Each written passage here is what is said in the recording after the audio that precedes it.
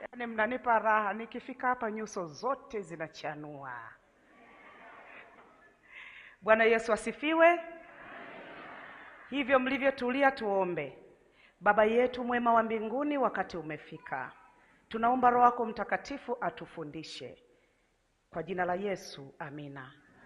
Leo tuna somo zuri sana. Mti wa familia.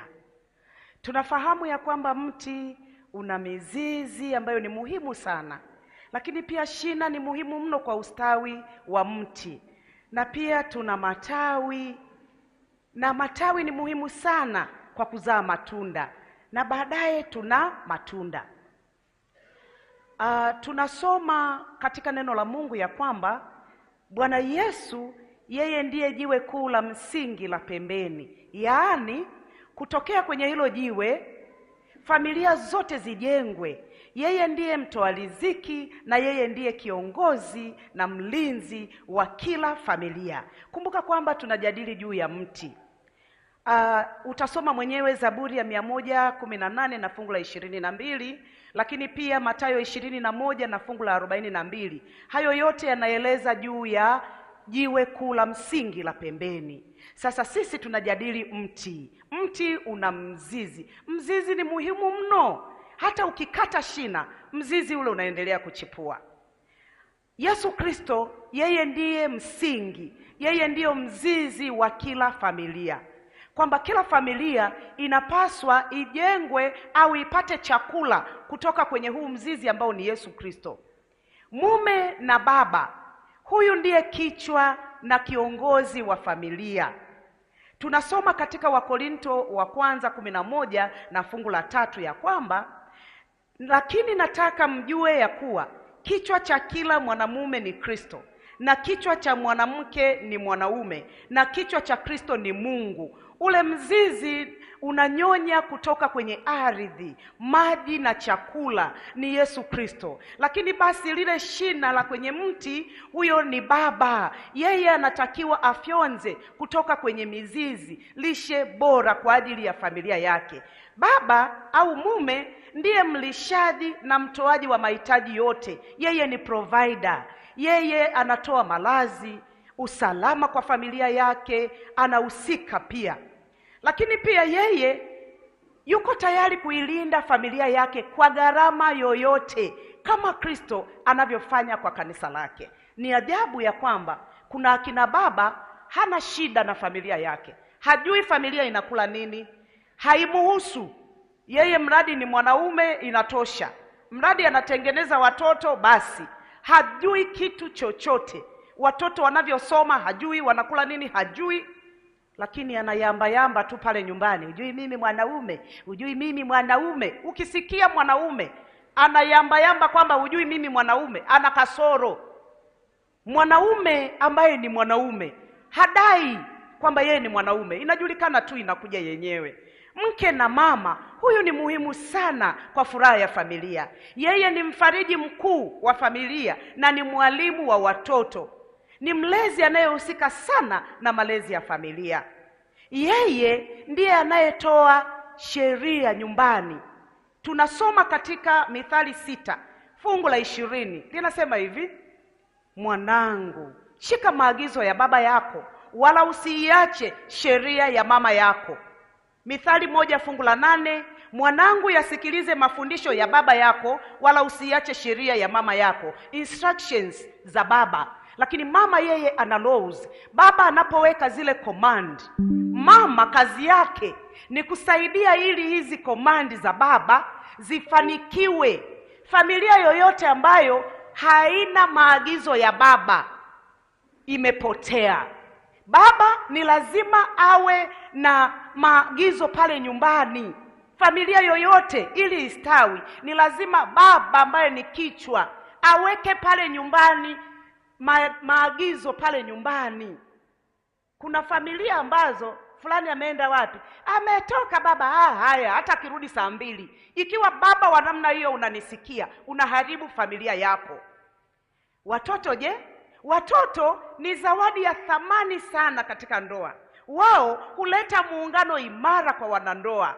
Wajibu wao ni kuwapenda wazazi wao na kuwatii wazazi wao. Tunasoma katika Waefeso 6 na fungu la 1, lakini pia tunasoma Zaburi ya 127 fungu la 3.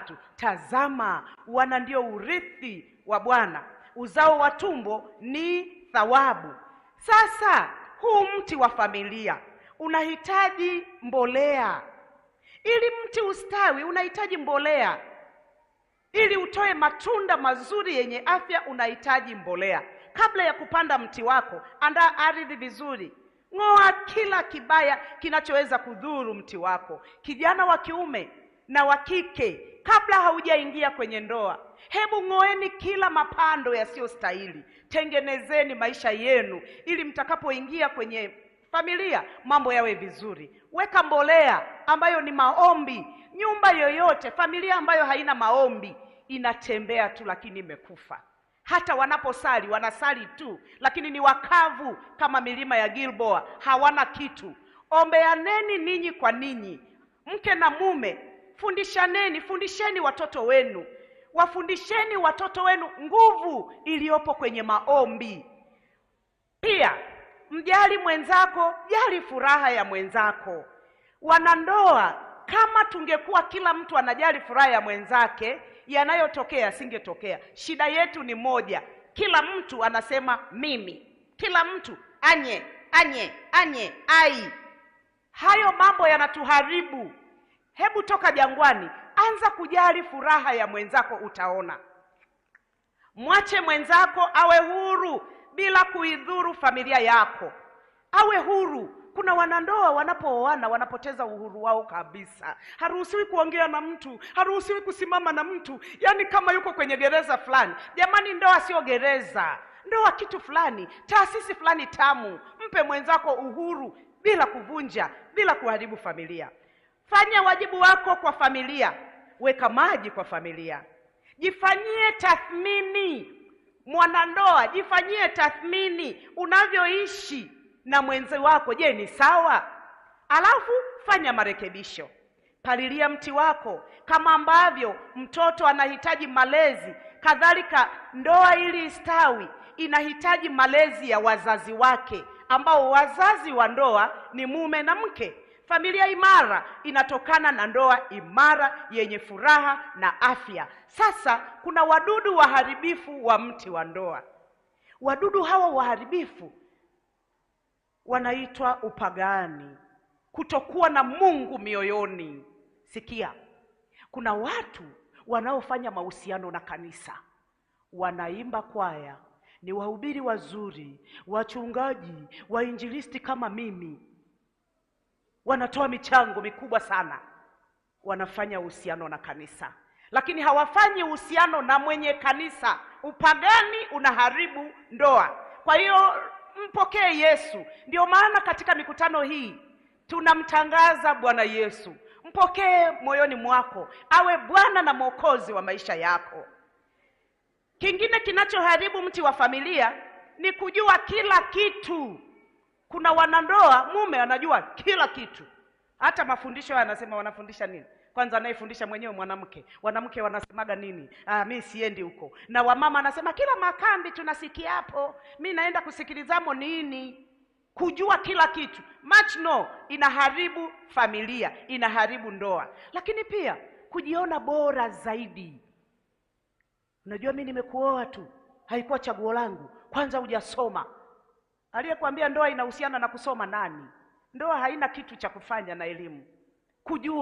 Kujiona wewe ni bora kuliko mwenzi wako inaharibu familia. Kutokukubali mabadiliko kunaharibu ndoa. Kubali mabadiliko. Kwamba familia yenu hamkuwa na ibada. Sasa ibada mmejua kwamba ni muhimu, rudi mkabadilishe, rudi mwende mkafanye mabadiliko. Lakini kuna kitu kingine cha ajabu sana kinaharibu familia, utajiri.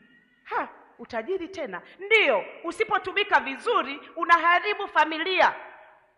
Familia nyingi za watu wenye uwezo, hasa wanaume, wanafikiri kwamba wanawake tunahitaji pesa tu. Ni kweli pesa tunazihitaji, maana ni za muhimu sana kwetu, tunazihitaji. Lakini pesa tunahitaji unazotafuta, na wewe mume pia ninakuhitaji. Kwa hiyo ninahitaji vyote. nipe nafasi na vyote. Usiri. Kuna wanandoa ni wasiri, yani anaficha vitu vya maana. Ukianguka vitu vyako vyote vinapotea. Usiwe msiri sana kwa mwenzako. Funguka, funua, jifunue kwa mwenzi wako. Una tatizo linakusumbua, unanuna bila kumwambia mwenzako, atajuaje? Hiyo inaharibu familia. Uwe mwazi kwa mwenzako. Lakini pia umasikini uliokithiri unaharibu familia. Tutajifunza huko masomo ya mbele. Mkiwa maskini sana, inaumiza. Mama hana muda wa kufurahi. Anawaza hata maharage ya watoto hana. Hawezi akawa anafurahi. Anakuwa mnyonge muda wote. Kwa hiyo nayo inaharibu familia. Na jambo jingine, kiburi. Kuwa na kiburi kunaharibu familia. Tunasoma Mithali 13 fungu la 10 ya kwamba kiburi huleta mashindano tu, bali hekima hukaa nao wanaoshauriana. Wanandoa, kaeni mshauriane. Mashauri yanajenga ndoa. Kaeni mshauriane. Mambo yameharibika, kaeni. Mke anahitaji upendo, anahitaji kujaliwa. Mke anahitaji muda. Yani wanawake tunahitaji muda. Muda nikae na wewe tu, nipe nafasi, mkae tu, hamna mnachofanya. Yani usifanye kitu chochote, achana na kompyuta yako, kaa tu nisikilize. Niache nianze kusema mambo yangu hata yasiyoeleweka, niache, nipe nafasi. Utaona mama anavyofurahi. Kaa na mkeo, mpe muda kama nilivyosema. Kaa na yeye, mpatie muda. Wanaume sio waongeaji. Masomo yanayofuata tutaona tutakapojifunza kuishi na mke kwa akili. Wanawake sisi ni wazungumzaji, tuna maneno mengi. Mwanamke anaanza kusimulia jambo mpaka mwisho, yani anaenda lote. Mwanaume anasema mwanzo na mwisho basi. Na mara nyingine hayo mambo wanaume tunawaboa, ni kweli. Lakini sasa uwe na hekima ya kuishi na mkeo. Mwanamke anahitaji nafasi na wewe. Unajua kwa nini wanawake wengi huwa wanachukua simu za waume zao na kusoma meseji zao? Mmeshawaza kwa nini? Ni kitu kimoja tu. Huwa mwanamke anatafuta, anaona kwamba upendo umepungua, ambao upendo ni ulinzi kwa mke. Sasa huyu anayechukua upendo wangu ni nani? Ndio anachukua simu, akikutana na jina la kike anaanza kulisoma. Wanawake wenzangu, siku hizi shetani anazidi kubuni mbinu mpya. Hawaandiki majina, wanaandika fundi mchanga, gereji, fundi bomba. Simu ikiita, fundi bomba. Mume wangu fundi bomba anapiga, fundi bomba anapiga. Lete mke wangu fundi bomba. Fundi bomba. Hey. Kwa hiyo wewe usisumbuke. Tumia mbinu tulizojifunza jana. Muombe. Unajua muda haututoshi kiasi kwamba siwezi kuingia ndani kila kitu. Lakini maombi yanamaliza kila kitu. Kwanza, maombi wewe unayeomba yanakuweka sawa wewe mwenyewe. Hatimaye yanafanya kazi kwa yule unayemuombea. Mti wa familia, ili mti usitawi, unahitaji palizi. Watu wa Mungu, ndoa ni kama mmea, kama mti. Unapopanda mti wako, ule mti unaota. Lakini ule mti unapoota, au ule mmea unapoota, au lile tunda lile ua linapoota, ukiliacha tu eti kwamba limeshaota, litakufa. Kwa hiyo linahitaji nini? Linahitaji palizi, linahitaji maji, linahitaji mbolea, linahitaji kupogolewa ili lizae vizuri. Na haya tunayosema hapa ndio palizi, mbolea za ndoa, maji ya ndoa, kila kinachostahili ulinzi wa mti wako wa familia. Mwanamke na mwanaume, tushikane mikono, tulinde ndoa zetu. Tukishikana mikono baba na mama, shetani hana nafasi. Ninafahamu ndoa nyingi zinavunjika kwa vitu vidogo mno, sio vitu vikubwa, vitu vidogo vidogo. Na hii ni kwa sababu hatukui kiroho. Laiti ungemuona Baba wa mbinguni anavyoumia, mtoto wa miaka 20 bado anavaa nepi, bado anavaa pampers. Umebatizwa miaka 10, miaka 20, huku tabia ni zile zile, wivu ni ule ule wa kijinga. Hebu tukue watu wa Mungu, tumwachie Mungu yote, tuishi kwa furaha. Tafuta furaha ya mwenzako. Ukitaka kuelewa umuhimu wa mwenzi, ninyi wakina mama wenzangu, wafuate wamama waliofiwa na waume zao, akwambie upweke. Hawakumbuki madhaifu ya wale waume, wanakumbuka tu mema. Bado una mumeo, mfanyie kila lililo jema ili usije kujuta baadaye. Mimi nimeshawahi mwambia mume wangu kwamba kwa kweli mimi sikudai, umetenda yote kwangu. Hebu mwenzako asikudai.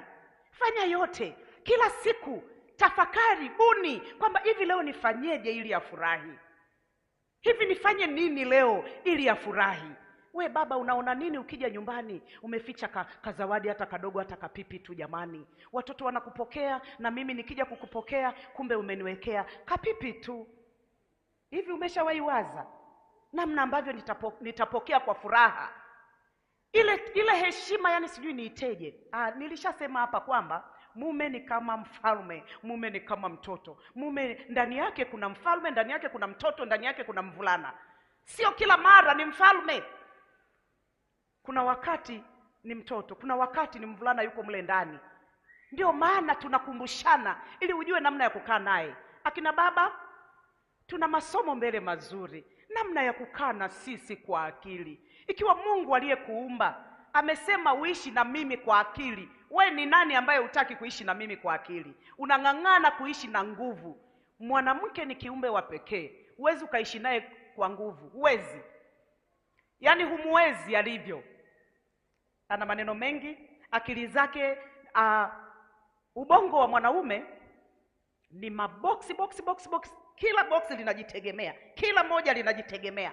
Wakati mwanamke vyote vimeungana, hichi kimeungana na hichi, hichi kimeungana na hichi, hichi kimeungana, vimeungana vyote. Ndio maana wamama ninyi ni mashahidi. Mkijenga nyumba, ukileta ajenda nyingine hata kama ni ya maana, hujui tunajenga. Lakini wamama je, kujenga, anataka kuvaa nguo nzuri, anataka sijui, anataka kwenda vikoba, anataka sijui kufanya nini, vyote vinaenda. Akina baba wangejua wakaruhusu wake zao kuishi kwa furaha, wangeendelea sana. Kwa sababu mke aliye huru anafanya vitu vingi, maana ndivyo alivyoumbwa na Mungu. Acha kumfungia kwenye chumba mkeo. Na kuna wanaume ambao wao wameenda mbali. Nafikiri wanapaswa kuonana na Dr. Pasco hapa. Wanawakataza wake zao kufanya shughuli. Mwanaume anayempenda mkewe anampenda mpaka kaburini. Jiandae hata usiku wako aishi vizuri na watoto wako. Unapomkataza kufanya kazi, unamaanisha nini? Pesa zenyewe za kijungujiko na utaki mkewe afanye kazi. Hivi unajua mahitaji ya mwanamke? Mwanamke mpaka atembee anapaka mafuta aina ngapi wanawake? Anapaka mafuta ya kwanza, anakuja kupaka ya pili, anakuja kupaka yale jua lisimchome ili awe na ngozi nzuri. Uso tu una aina 3, bado ya kichwani, bado ya mwilini. Alafu unapomwambia asifanye kazi, wewe unaweza kummudu? Hata kama ungekuwa na pesa kiasi gani, atoke na yeye. Mruhusu mke wako akafanye kazi akusaidie. Simaanishi akafanye kazi aache wajibu wake, la, akafanye kazi akusaidie, maana yeye ni msaidizi. Watu wa Mungu, ndoa yako iko mikononi mwako. Ni hiari yako kufanya vile unavyotaka, lakini siku moja utadaiwa. Maisha ya furaha tunayahitaji wote. Tusimame tuombe. Baba yetu na Mungu wetu mtakatifu, wewe ni mwaminifu sana. Jina lako litukuzwe. Palilia miti yetu ya familia kwa Roho wako mtakatifu. Bariki waume zetu, bariki watoto wetu, tubariki nasi pia. Endelea kutubariki katika mikutano hii kwa jina la Yesu, jina lenye nguvu na mamlaka yote. Amina. Makala